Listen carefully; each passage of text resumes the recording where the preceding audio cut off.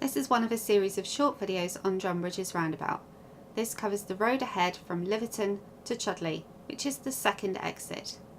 It's the same exit for Exeter and the A38, which is how it's listed on some of the signs. Remember, from this direction there are no traffic lights on the approach to the roundabout, so you will need to give way to traffic on your right.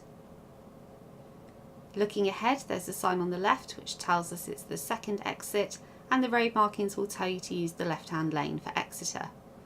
Remember, we're giving way to traffic on the right as we move off here, passing the first exit, continuing in the left-hand lane.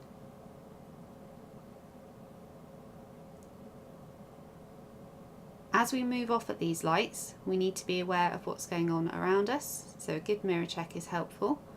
And we continue in this lane as we exit. That takes us into the right-hand lane on the slip road. It's a good idea to move across to the left if it's clear, just to allow vehicles to overtake you. I hope you found this useful. Thanks for watching. Why not check out some of my other videos?